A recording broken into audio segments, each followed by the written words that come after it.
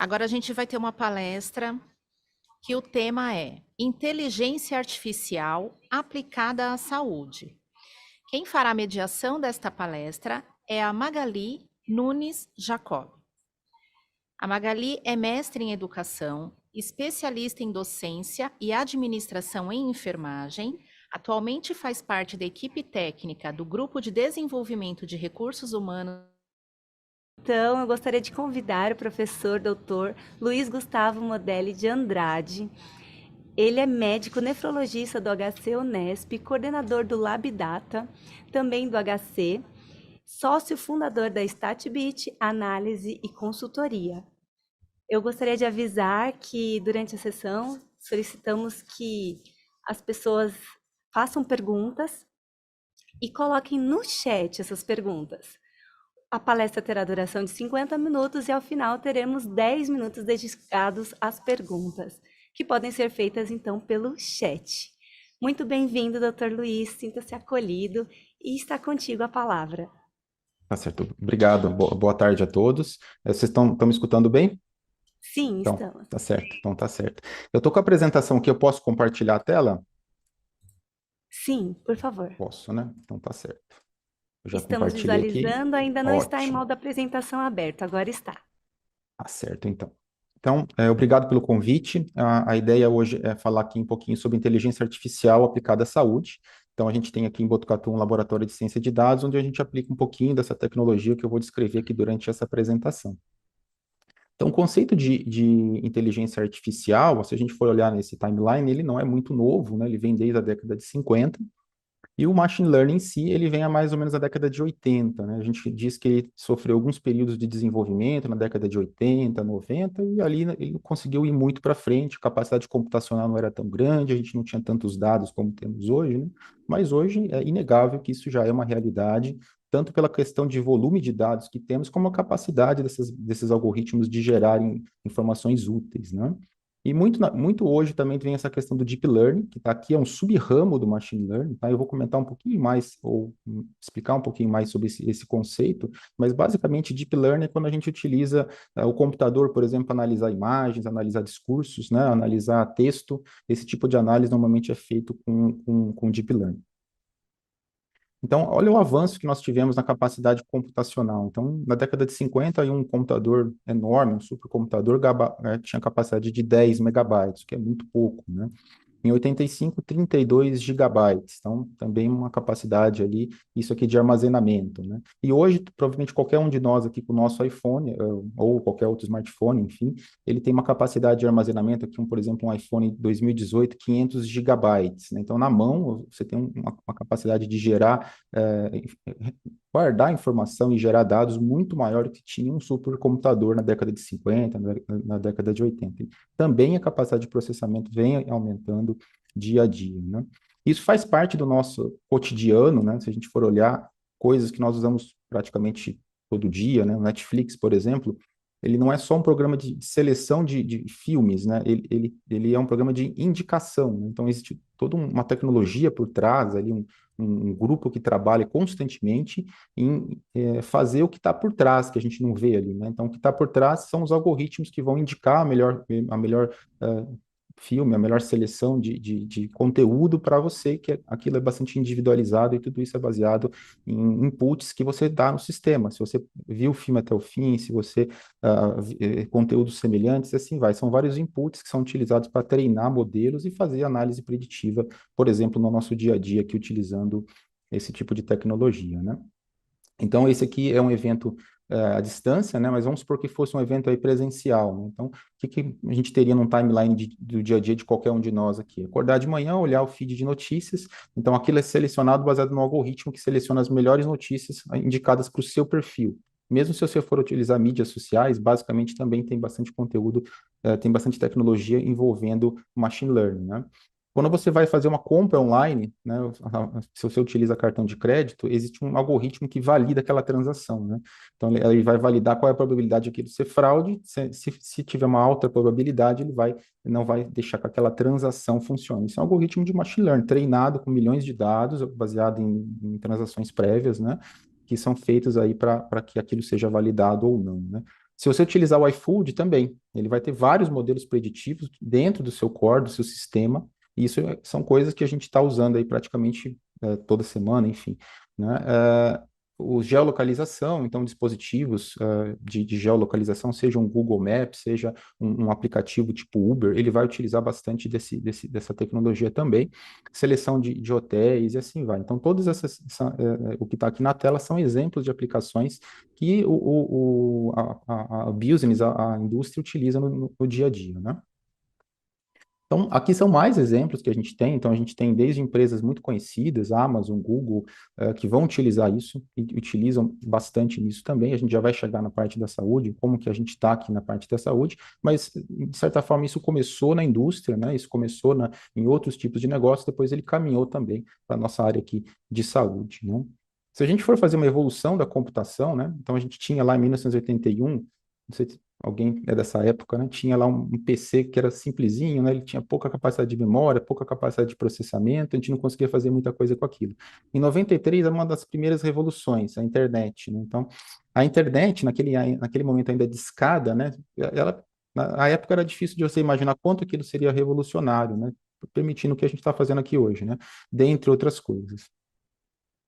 E várias empresas durante esse processo, elas foram captando dados, né? Então você vê o Google, muitas vezes aqui nós deve ter conta, né? Então são contas gratuitas de e-mail, de YouTube, de mídias sociais. Para que serve isso? Em certa forma, numa fase inicial, isso era gratuito e continua sendo de certa forma ainda, né? É para captar dados, né? Então os dados eles vão ser analisados, eles vão ser utilizados para processamento. E eu vou mostrar para vocês como isso tem valor, né? Então isso persiste até hoje, não estou dizendo se é certo ou errado, mas a quantidade de armazenamento de informação que se tem aqui é bastante grande.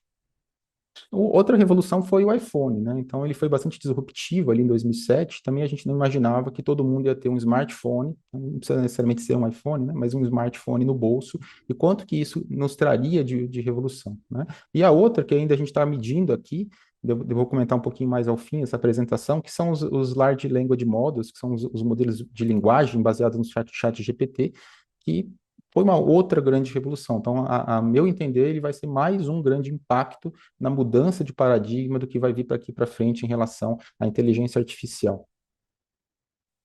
Então, muito do que nós temos até hoje, aqui é um conceito que a gente vai precisar ter. Inteligência artificial específica, ela é designada para um único propósito. Então, ela é treinada, você treina um modelo preditivo para fazer um único propósito. E ela é muito boa nisso, né? Então, se você treinar um modelo para vencer um campeão de xadrez ali, então para vencer um programa de perguntas e respostas, e aqui também tem um jogo que é muito praticado na China, que chama Go, né? Que é um pouco mais complexo que o xadrez, assim, em termos de possibilidades de jogar. A inteligência artificial ou modelos foram bastante superiores ao humano, né? A inteligência artificial de propósito geral, a gente ainda não está lá, né? Não chegamos aqui numa inteligência artificial que é capaz de desenvolver várias tasks ao mesmo tempo, né? Vários tipos de tarefa, né? Então a gente tem um robô humanoide, esse aqui foi um robô que ganhou cidadania na Arábia Saudita, se eu não me engano, tá? Meio que queriam ser meio revolucionários, vamos dar cidadania aqui para um robô, mas ele não tem capacidade de interação no nível humano que a gente imagina. Isso é uma coisa bem distante ainda, mas é só para a gente entender que muitos dos modelos preditivos, por exemplo, em saúde, eles vão ter um propósito único. Esse é um modelo preditivo para determinada função, mas nós estamos caminhando para chegar um dia, talvez, uma inteligência artificial de propósito geral. Então, indo para esse estágio, o estágio inicial que nós estamos aqui é um estágio de propósito único. Eu desenvolvo um modelo preditivo que desenvolve uma única tarefa. Em saúde, eu posso fazer um modelo preditivo para prever screening de determinadas doenças, desfechos de internação hospitalar, tempo de internação, assim vai. Isso tem bastante, é o que hoje nós desenvolvemos, né? Uma inteligência artificial de propósito mais amplo, estágio 2, o chat GPT seria um exemplo, né? Então, quando você faz um prompt de comando, você coloca várias coisas, assim, você não tem um propósito único. Você pode pedir para o chat GPT escrever um código de computador, ele escreve. Você pode pedir para ele responder, traduzir um texto, você pode pedir para ele reescrever um texto. Então, são vários tipos de tasks diferentes, de tarefas diferentes que você coloca no prompt e ele faz. E a partir daí, se esse modelo chegasse um dia ao nível humano, aí nós estamos indo para aquela questão da superinteligência, que é teórico, então aqui não vale muito a pena a gente abordar isso, né? Mas só caminhar aqui, a gente está caminhando para um modelo que seja mais amplo, isso é bastante interessante, né? Mas como funciona o modelo preditivo? Então, um exemplo muito clássico é o do e-mail, né? Então, eu sei que se tiver pessoas mais jovens, talvez todo mundo usa e-mail, né? Mas os alunos mais jovens, eles sabem o que é, mas não usam mais o e-mail. Mas, enfim, só para propósito ilustrativo, né? O e-mail tem um detector de spam, certo? Então, como é que no passado a gente fazia isso? O que era junk e-mail? O que era e-mail ok, né? Você coloca uma regra. Então, esse e-mail aqui que tem determinados caracteres, ele provavelmente ele deve ser um e-mail falso, ele vai para o spam. Tá? Então, isso é um sistema baseado em regras. O machine learning não é isso. O machine learning é quando você dá exemplos de e-mails que são spam e exemplos de e-mails que não são spam. A gente chama isso de rotular dados, né? Rotular significa que eu tenho que dizer inicialmente aquele e-mail é um spam e o outro não é. Então, a máquina, o algoritmo em si, ele vai criar padrões e a partir daí ele vai dizer esse e-mail é um spam e esse não é um spam, tá? Então, é isso, e é só que esse é um modelo preditivo, como a gente viu, de propósito único. Qual é o propósito desse modelo preditivo? Dizer se o e-mail é um spam ou não, né? Então, esse tipo de predição, a acurácia disso aqui é acima de 90%. Então, geralmente são modelos bastante acurados, bastante precisos, né?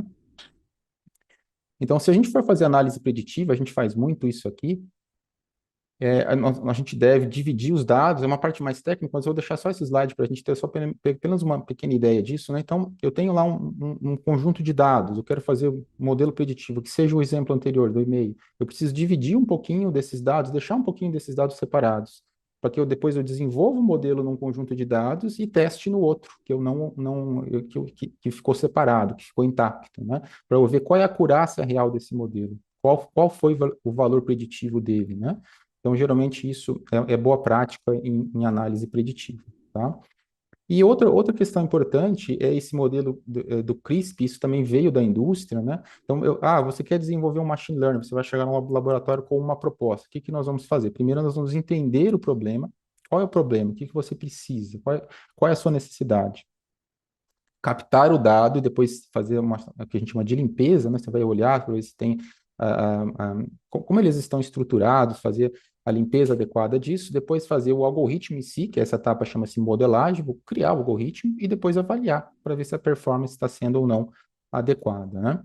Muito do que a gente faz, que faz assim, quem é esse profissional hoje, né? Até aqui, se alguém se tiver interesse, né? Esse profissional é muito demandado pela indústria, por qualquer setor, viu? E se você e tem pouco curso de formação, porque não é exatamente o indivíduo que faz TI. Também eu concordo que esse indivíduo vai ter mais familiaridade com o assunto, mas não é só esse profissional. Então, muito do trabalho, por exemplo, é você limpar o dado, né? Então, por exemplo, se eu vou lá num grande hospital e não tem como eu fazer uma planilha de Excel, né, e captar, colocar todos os dados. Então, eu vou no banco de dados do hospital e pego aquele dado do banco de dados. Então, ele vem com muitas coisas juntas ali que eu vou ter que filtrar, vou ter que limpar. Então, essa é a etapa de limpeza, tá? Então, muito desse trabalho que a gente vai usar o chamado Big Data, né? Se você tiver em qualquer hospital aqui, tem um cloud ou tem um servidor com dados ali, né? Então, a gente recobra diretamente dali. Então, aquilo lá vai dar trabalho, aquilo você vai ter que fazer uma certa limpeza, essa etapa é bastante importante que seja realizada, né? Um exemplo outro que eu vou dar, também na área de saúde, né? Um colega que mora ali na região da Nova Zelândia, e ele é um urologista, ele falou, vamos desenvolver um modelo para prever câncer de próstata. Então, câncer de próstata, por exemplo, a gente usa o PSA, que é um antígeno prostático específico, né? E também exame de toque, né? Mas se você se surpreender com a acurácia disso, é 0,6 a curva ROC, né? Então, o que que é a curva ROC? É o mais preciso, e meio é o mais ruim, aleatório. 0,6 é bem ruim, assim. Então, eu falo, vamos ver se existem outros parâmetros, outros dados, e talvez com machine learning, para ver se a gente consegue melhorar isso, né? Então, a gente colocou lá o volume da próstata, PSA normal, né? E tem uma medida de ressonância que eles usam lá. Então, se ele faz ressonância da próstata e tem uma classificação que você coloca em um valor numérico. Somando tudo isso, será que isso vai gerar um modelo preditivo interessante? Tá? Então, primeiramente, entender o problema. Então, o que a gente tem hoje para detectar câncer de próstata não é tão bom, certo? pegar os dados, então os dados não foi tão trabalhoso, ele tinha lá mais ou menos 500 pacientes em avaliação, e a gente juntou com mais outros 100, deu uns 1.000, tá? Prepara, entende esse dado, faz o algoritmo, e depois avalia se vai ser melhor que esse 0,6 que eu falei. Mas se não for igual, talvez não seja um modelo bom, né? Então, essa região onde ele mora, lá na Nova Zelândia, né? E só para a gente ficar com vontade de ir lá, né? Aí, se você olhar ali a curva ROC embaixo, a gente vai. Curva ROC, como eu falei, 0,6 é o valor que se consegue com PSA, né? Aí você acrescenta mais alguns parâmetros, 0,79, já melhora bem, quase 0,8, né? E colocando os dados, aqui são os dados dele, dividido em quem tinha câncer de próstata ou não, mas eu vou passar esse slide aqui e já vou mostrar para vocês como que ficou o modelo. 0,83. Então, veja, colocando lá mais características, é claro que teve que envolver um pouquinho mais de tecnologia, né? Então, fazer uma ressonância da próstata em alguns pacientes, né, é um pouco mais caro. Mas, enfim, colocando mais variáveis e utilizando o machine learning, a gente conseguiu chegar em 0,83. Aí a gente fez a mesma coisa assim, machine learning, para ver se o valor é inferior. Então, quer dizer, mais dados melhorou a acurácia, certo? Mas também o machine learning foi um pouco melhor que os modelos tradicionais, tá bom? À direita, a gente vê as variáveis que são importantes, tá? Não vou entrar muito em detalhe aqui, mas só para dizer assim, muitos desses algoritmos eram considerados, vocês já ouviram essa frase, caixas pretas, eu não sei porque que ele tomou essa decisão. Até naquela proposta de regulamentação da inteligência artificial no país, né? Um dos itens é colocar, se o algoritmo tomou a decisão, ele tem que explicar por quê. Nem sempre é fácil, tá? Porque são caminhos, assim, que não são pré-programados, né? Mas não é impossível. Então, aqui, por exemplo, a gente consegue saber por que o algoritmo tomou essa decisão, olhando esse gráficozinho à direita. A gente consegue ver o que é mais importante. O PSA, a densidade do PSA é o mais importante. Depois, essa classificação do PIRADS, que é da ressonância. Depois, de novo, PIRADS, depois a idade. Então, se um dia precisar que o seu algoritmo explique por que ele tomou aquela decisão, às vezes é possível. Quando a gente vai para imagem, para texto, é um pouquinho mais complicado de tentar entender por que ele tomou aquela decisão, tá? A gente fez aqui em Botucatu já um algoritmo também para prever o tempo de espera em lista de transplante. Então, vocês sabem que até está na moda por causa do transplante do Faustão, né? De novo, ele transplantou novamente, o que foi plenamente claro, tá, gente? Ele foi priorizado com critérios justos, tal. Mas é interessante que essas notícias também são importantes porque saem na mídia, gera discussão sobre transplante, sobre doação, que sempre é importante também. Mas aqui a gente fez um algoritmo porque a lista de rim, de transplante renal, ela não é por ordem, né? Então, assim, a lista de coração, gravidade, a lista de fígado, médica, gravidade, o rim é por compatibilidade. Às vezes o paciente fica, mas o outro paciente foi inscrito depois e transplantou antes. Sim, porque ele foi mais compatível. Mas, por outro lado, você não consegue ter uma previsibilidade de quando ele vai transplantar, o que é ruim, gera um pouco de ansiedade, né? Então, aqui a gente pegou os dados da Secretaria de Saúde, 50.000 registros, aí acho que foram 17 anos, e desenvolver um algoritmo desse para colocar o tipo sanguíneo, qual é o exame de HLA, que é da compatibilidade, qual é outras características, e ele vai te dar a probabilidade de transplante em 1 ano, 2, 3, né? Então, pelo menos o paciente ter uma ideia, mais ou menos, de quanto tempo ele vai esperar na lista, né? Isso gerou um aplicativo que você consegue aqui no QR Code baixar, não precisa baixar, ele roda no browser, né? Colocar as informações, e ele vai te dar qual é essa probabilidade de transplante com uma acurácia de 0,7. Então, também não é algo tão fantástico quanto 0,8, né, curva ROC, mas é algo melhor do que o tempo mediano de espera, que no interior de São Paulo gira em torno de 2 anos, só para a gente ter uma ideia, tá? Mais ou menos o interior de São Paulo, a capital um pouquinho mais, tem mais pacientes, né, e o interior em torno de 2 anos. Então, voltando para a área da saúde, né? Por que essa tecnologia que eu mostrei que na indústria já está bem avançada, na área da saúde também vai ficar? Porque a gente tem muitas fontes de dados, então todo mundo aqui provavelmente tem um prontuário eletrônico no seu hospital. Isso já deve ser a realidade de todos. Então, tem dados armazenados há muito tempo. A gente tem aqui desde 2012. Imagem, texto que você digita, são physician notes, né? São os textos que você digita, dados de genética, estão começando agora, mas estão vindo já, né? Dados de, enfim, imagens, anatomia patológica, tudo isso a gente consegue analisar, né? Então, a fonte de dados nós temos, e temos até em grande escala. Então, o que nós já temos na medicina? Nós temos, por exemplo, modelos que veem imagem. Depois eu vou mostrar alguns exemplos, mas eles analisam imagens e classificam imagens de patologia hoje, né? Então, ele consegue te dar um laudo, ainda não tão bom, mas um laudo de uma anatomia patológica. Ele consegue te dar um laudo de raio-x com uma excelente acurácia. Tomografia, fundo de olho, eletro, enfim. Modelos que são esses, como eu comentei, detectar determinadas doenças ou prever determinadas patologias, prever a evolução do paciente. São modelos de propósito único, né? Para dados rotulados, são muito bons. Para prever epidemias, dá para a gente fazer um modelo preditivo para tentar prever se essa pandemia ou uma epidemia, ocorrência de uma ou outra, possível também. Está uma fase mais inicial, mas é possível. Então, tudo isso a gente consegue fazer utilizando ciência de dados e machine learning. Prontuários eletrônicos do futuro, isso aqui nem é tão futuro, já existe isso aqui também, né? Então, qual que é um dos grandes problemas da gente trabalhar com prontuário eletrônico hoje? É o tempo que você leva para imputar dados no prontuário, né? Você vai acabar a consulta, atendimento, enfim, qualquer tipo de atendimento, você vai imputar dados no computador. Então, mas isso de certa forma, hoje não tão necessário, né? Os sistemas que têm proprietários no Brasil ainda não têm essa tecnologia, mas essa tecnologia já existe. Então, durante a consulta, ele vai captar as informações e ele mesmo vai fazer a transcrição da consulta, certo?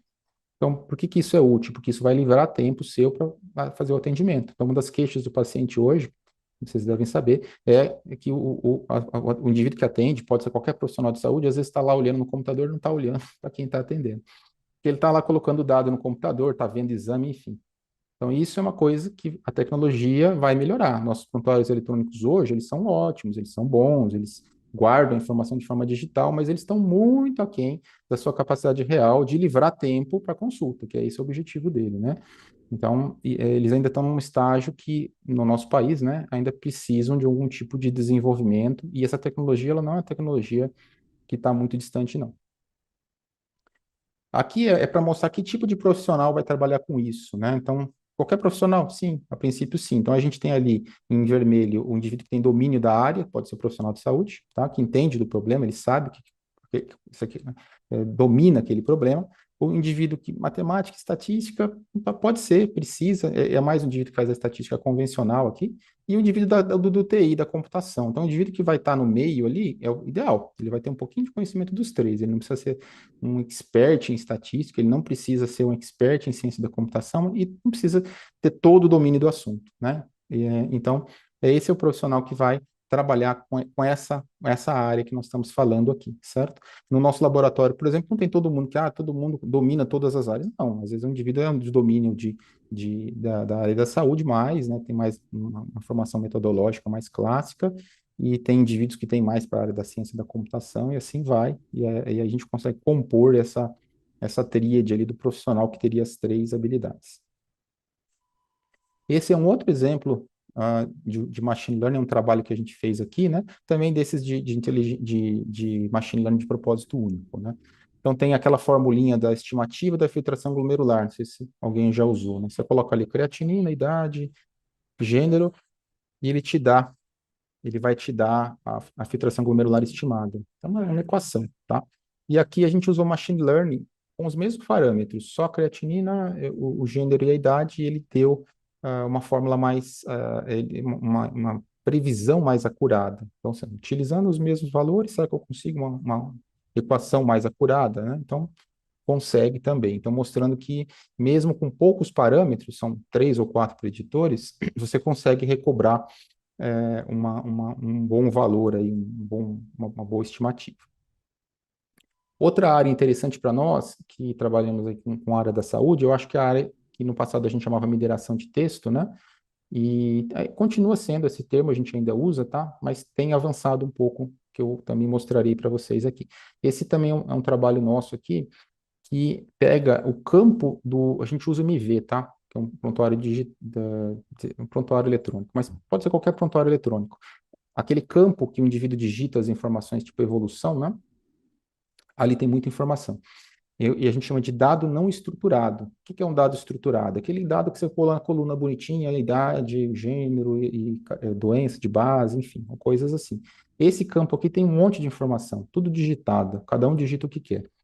Mas o algoritmo identifica a informação que está ali e ver, por exemplo, o que que era diagnóstico, o que que era medicamento. Tá? Por que que isso é importante? Porque muitos dos diagnósticos nossos não estão no CID-10. Então, você fecha o diagnóstico, coloca lá o Classificação Internacional de Doenças 10. Todo mundo deve usar essa ainda, apesar de já ter a 11. Então, você tem que colocar a doença que o indivíduo tem, ou a patologia que ele tem. Mas a gente não faz isso com tanta propriedade. Estou dizendo no geral, né? É comum mesmo. Então, essa informação às vezes está digitada dentro do campo evolução. Como é que eu vou recobrar isso? Eu consigo pegar da base de dados todos esses registros, pesquisar campo por campo, para olhar se tinha aquele diagnóstico. Né? Então, o indivíduo quer fazer uma pesquisa sobre cirrose alcoólica, enfim. O CID, ele sabe o CID. Eu recobro os pacientes para ele com CID, mas eu também consigo olhar campo por campo se alguém digitou essa palavra e, de certa forma, isso pode vir mais registros para ele, porque muitos que são ou que tiveram essa patologia podem não estar classificados no CID-10. Outro exemplo, aqui a gente usou, esse talvez seja interessante. Pegamos aqui no MV do hospital, cada um tem o seu, tem as suas peculiaridades, eu entendo isso, mas a gente tem uma interconsulta entre especialidades, né? Então, quando você vai pedir uma avaliação sei lá, vamos pegar da endocrinologia, por exemplo. Você faz isso online. Alguém vai ler essa avaliação do endocrinologista e vai falar, ó, esse paciente aqui, eu vou marcar uma consulta para ele aqui no ambulatório de tal. Ele aceitou ou não. É uma coisa mais básica, acho que isso aí pode ser visto na unidade básica de saúde. Então, são basicamente duas classificações, né? Se ele vai para a unidade básica ou se ele continua no hospital terciário. E aí, a gente fez isso de forma automática, utilizando um algoritmo. Ele vai olhar, isso aqui foi só para nefrologia, um recorte, tá? Mas ele vai ler o campo, né? E vai automaticamente tomar essa decisão, sem que alguém tenha que ver aquilo, tá? Isso a gente fez com o que a gente chama de tokens de palavras, tal. Agora a gente está utilizando esses modelos de modelos de linguagem maiores, tipo chat GPT, para ver se eles são mais precisos, né? E provavelmente vão ser. E vão conseguir classificar melhor essas interconsultas de forma automática. Um outro exemplo, extração automática de prontuário. Então, veja, aqui é um exemplo que a gente pegou da nossa base de dados. A gente queria fazer um trabalho com microangiopatia, que é uma condição médica bastante grave, né?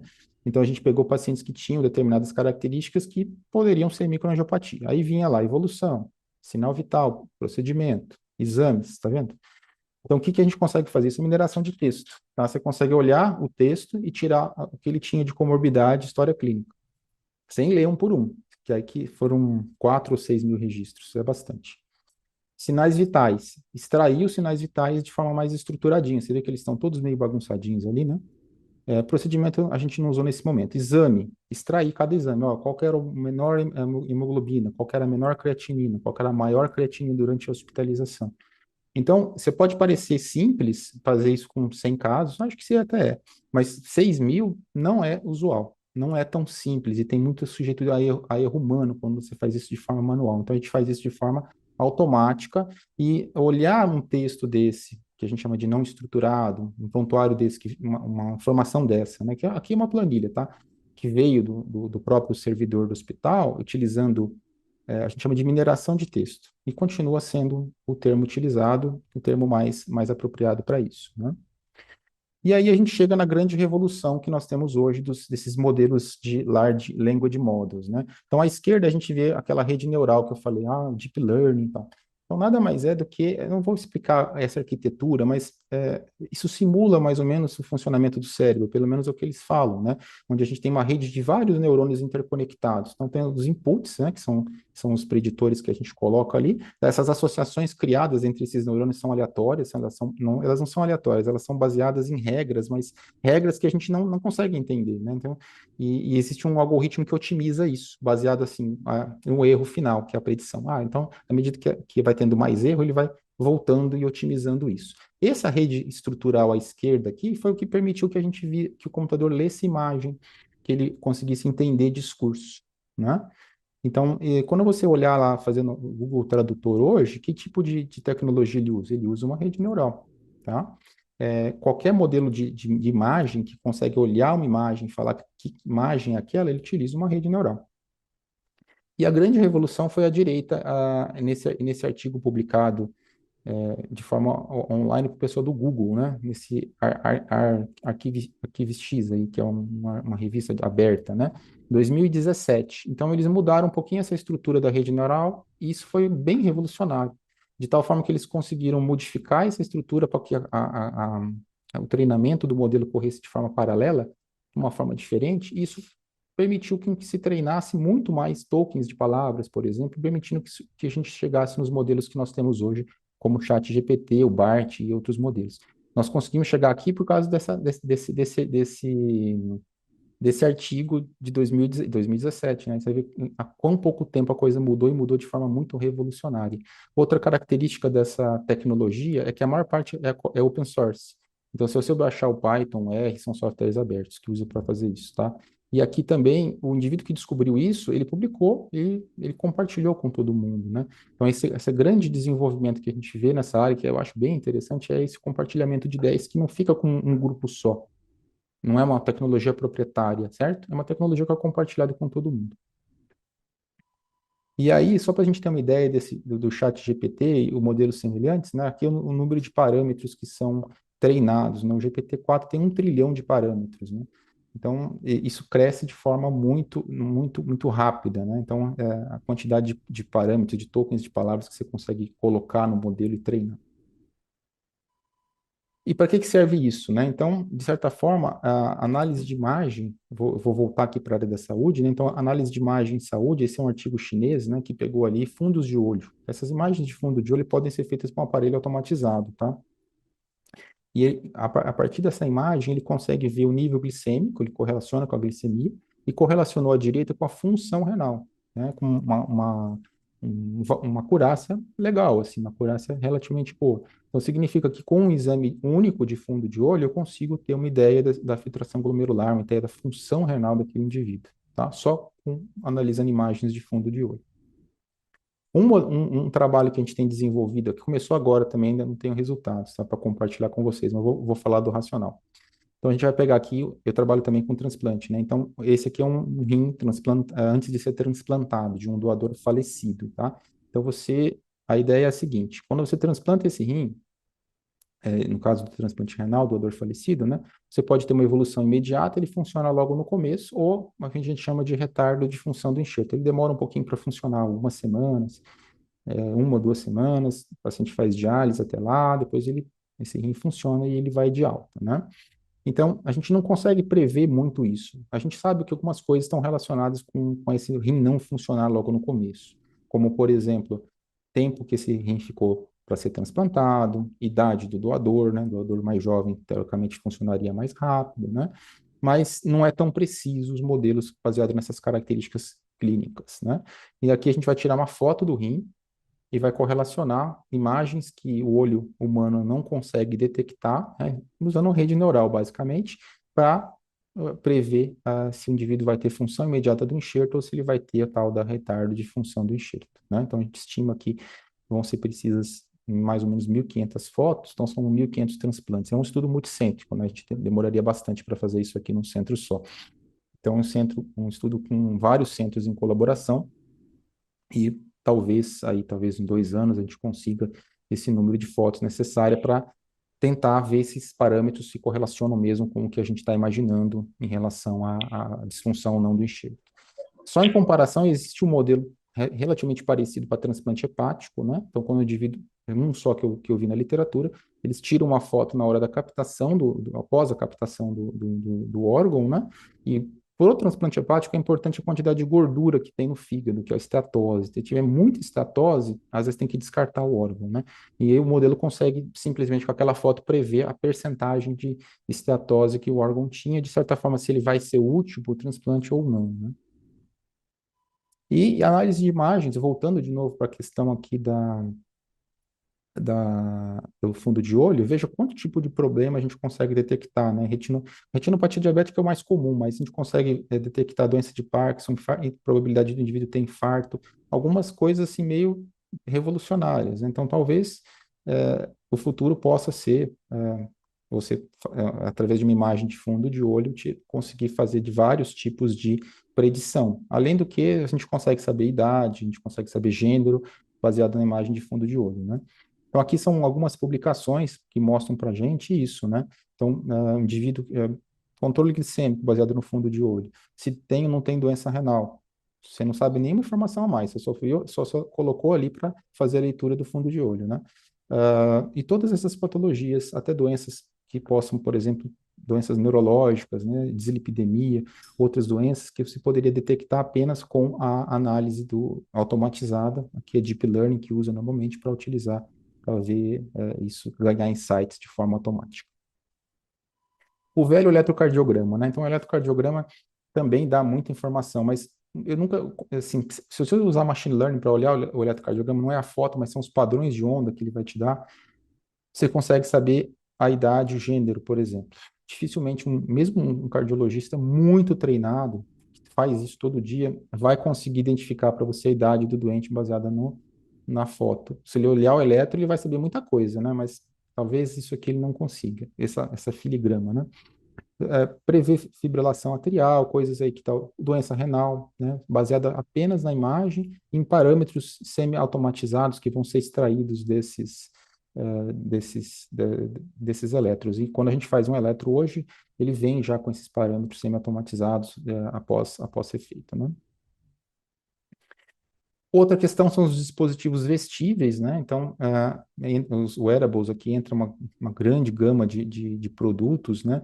E também eles é mais uma fonte de dados para nós, né? Então, você utiliza um produto vestível e vai ter mais informação, vai ter mais dado para ser coletado, para ser recoberto, sei lá, gerar insights, gerar modelos preditivos, gerar outros tipos de trabalho eventualmente, né?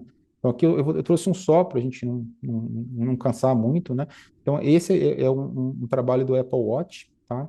Isso aqui foi publicado no New England, tá? Então os indivíduos foram recrutados via Apple Watch mesmo, né? Se eles queriam participar de um trial para detectar fibrilação atrial, certo? Então, tem um sensor de ECG, né?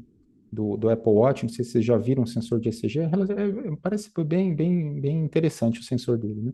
Então, você veja, mais de quase 420 mil voluntários participaram do estudo, e desses voluntários, 0,5% recebeu um alerta de arritmia. Então, ele recebia um alerta de que poderia estar tendo alguma arritmia, ele recebia um PET para fazer um eletrocardiograma melhor do que o eletrocardiograma do Apple Watch, e eles detectaram 34% de fibrilação atrial, com uma concordância muito boa entre o eletro do próprio Apple Watch, um eletro mais simplinho, né, com um eletro feito pelo PET. Então, a gente poderia ter uma ampla gama de utilidades para um dispositivo vestível, né? Então, veja qual é a possibilidade de você monitorizar o indivíduo, detectar a fibrilação atrial, bastante interessante isso, né?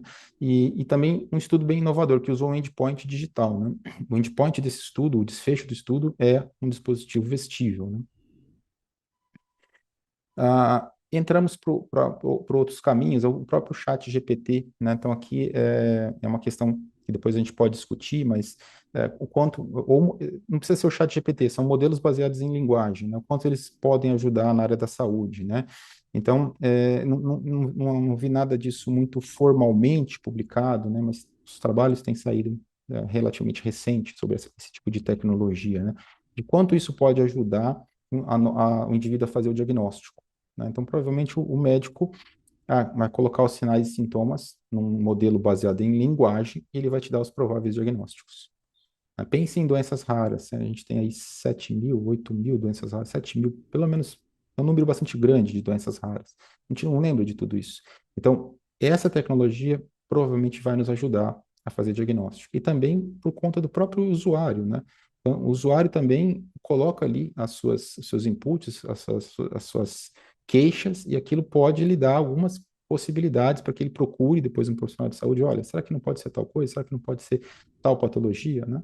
Então, a meu ver, essa tecnologia ela vai ser disruptiva daqui para frente, né? A forma como a gente pratica a medicina hoje, ela não vai ser igual daqui a 5 a 10 anos. Provavelmente ela vai ser completamente diferente, porque nós vamos ter muito mais apoio, ferramentas de apoio na nossa mão, né? Nossos prontuários eletrônicos não vão ser nada parecidos com o que nós temos hoje, e nossos modelos de diagnóstico vão ser muito mais pautados, eles vão ser muito mais pautados em dados mesmo, eles vão ser muito mais auxiliados por esse tipo de tecnologia, certo? Então, se vocês quiserem ver um exemplo aqui, eu não coloquei o site, mas chama Hugging Faces, né? é um site também que tem vários tipos de modelos de linguagem, todos open source. Então, eu posso ir lá com 4 ou 5 linhas de código no Python, muito pouco código, pegar um modelo daquele já pré-treinado e adaptar para a minha necessidade, certo? Então, é isso que eu falo para vocês que é disruptivo, porque não tinha isso há 1 ano, 2 anos atrás, pelo menos não que eu conhecesse. Modelos de linguagem extremamente capacitados, né? Até mesmo multilanguages, eles podem ser uma capacidade legal para a língua portuguesa também, apesar deles terem uma acurácia melhor para o inglês, tá? Porque tem mais volume de dados na língua inglesa. Você pode pegar um modelo desse, certo? E adaptar para o seu problema, certo? E isso a um custo muito baixo, praticamente nulo, né? E o que eles estão caminhando hoje é para que você consiga fazer isso no futuro não tão longo, sem código. Ah, eu não gosto de código. Tudo bem. Talvez ainda assim seja a possibilidade de você adaptar um modelo muito poderoso para a sua necessidade sem código. Então, ainda não dá, mas está chegando lá também. E a questão, aqui eu só pus esse slide para mostrar também como a tecnologia facilita a nossa vida, né? Então, o número de horas trabalhadas por semana é 1.870, né? 3.000 horas semanais, vai dar mais ou menos ali 3.000 horas, ali vai dar mais ou menos 60 horas por semana, né? E hoje está aí chegando em 40 horas semanais que a gente tem em média de trabalho, né? Então, é uma correlação, pode ser que tenha outros fatores que possam ter explicado isso, mas o que a gente imagina é que a tecnologia nos dá muito ganho de produtividade. Então, ela vem para livrar você para fazer outras funções, né? Na área da saúde, ela vai te dar tempo, por exemplo, para fazer um atendimento mais especializado. Aquele atendimento mais repetitivo pode ser feito pela máquina. Aquele atendimento mais especializado, que precisa do indivíduo ali, vai ser feito com um profissional de saúde. Então, esse é meu entendimento, tá? Pode ser que eu esteja errado, mas grande parte do que a gente faz hoje vai ser completamente mudado, né? Veja há quanto tempo nós estamos criando aqui modelos de linguagem. Em 2017 foi aquela grande ruptura, né? Criou ali, o Google conseguiu uma tecnologia que treinava modelos de forma mais rápida, e essas tecnologias incorporadas hoje vão fazer com que a gente tenha bastante ganho de produtividade. E por fim, eu vou deixar essa mensagem para vocês, é uma capa da Economist de uns anos, né? Mostrando que um dos recursos mais valiosos que nós temos hoje são os dados, né? Então, na época, tem o Google, tem o Facebook, Tesla, Uber, Amazon, empresas que capturam dados e elas usam dados para dirigir anúncios, para dirigir produtos, né? E isso, não por acaso, são as companhias que têm maior valor de mercado hoje nos Estados Unidos, né? Elas não são as companhias tradicionais, são as companhias que se baseiam em tecnologia. Elas são as companhias que têm um valor de mercado maior. E hoje nós temos muitos dados em saúde. Cada um de nós, no seu serviço, tem ali muitos dados em saúde à disposição. Então, esses dados são muito valiosos, a gente tem que cuidar bastante deles e analisá-los com cuidado. Eu acho que é isso que eu tinha para dizer, gente. Eu vou ficar à disposição se houverem questionamentos. Queremos agradecer imensamente. As pessoas estão aqui comentando. Nós temos pessoas no YouTube e pessoas aqui no Zoom. A Juliana disse que é um tema bastante atual. A Janete disse que a revolução tecnológica foi brutal. A inteligência artificial é um tema muito abrangente e atual. O Erivaldo disse que o Congresso está muito enriquecedor. A Cíntia disse que está incrível. A tecnologia é extremamente importante na saúde e gera muitos impactos. A Amanda disse: vou iniciar a especialização em nefrologia. Parabéns pela palestra e por agregar conhecimento na área antes do início dessa jornada que ela tem. Então, é a grande admiração de todo o público que está ainda escrevendo mais aqui no chat. Mas nós temos 3 perguntas. E rapidamente vamos apresentar e o doutor fica à vontade para nos responder.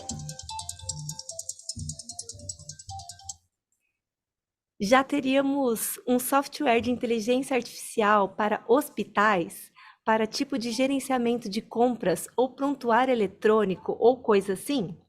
Segunda pergunta, existe uma forma de otimizar a aplicação de algoritmos de aprendizado de máquina?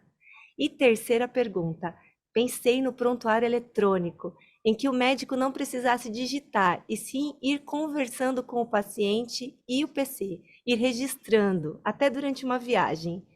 E aí, doutor, o que me diz sobre essas perguntas aí? Tá certo. Eu vou começar com a última.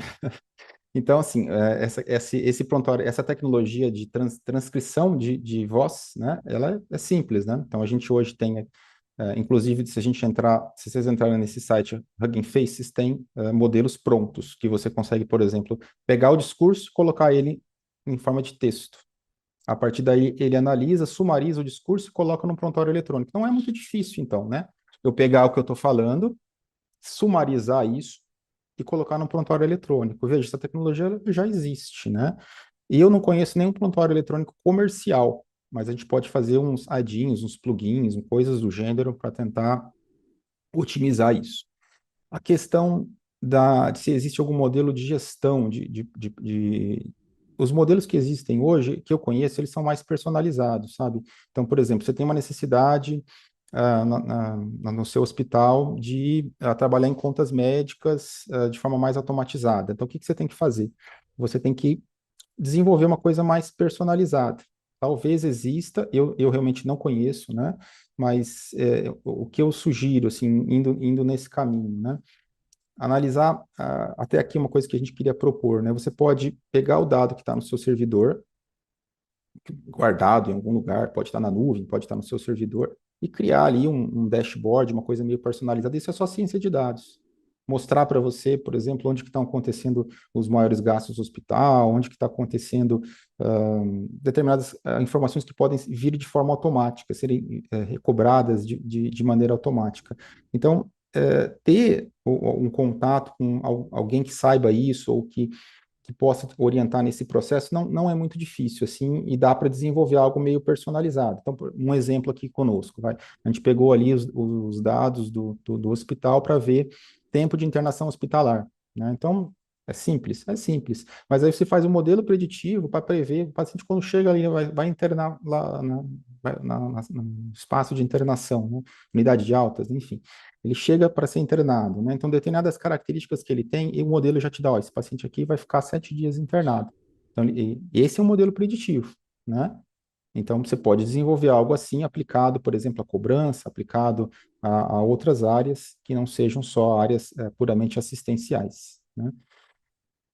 E aí acho que eu respondi, faltou alguma pergunta?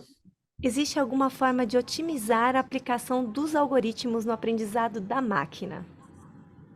Otimização de algoritmos. Existem. Existem maneiras de otimização. É mais técnico isso, mas vamos citar um exemplo, então. Se eu estou utilizando aquele modelo preditivo que eu comentei, então, de câncer de próstata, né, de detecção de câncer clinicamente significativo de próstata. Então, a gente utilizou lá LightDBN, XGBoost, tem formas de otimização. Cada modelo tem algo específico para otimizar. Se for Deep Learning é um tipo, se for Machine Learning convencional é outro. Existem várias formas, né? E aí é bem técnico, mas em geral, dentro de cada algoritmo, tem formas de otimização, certo?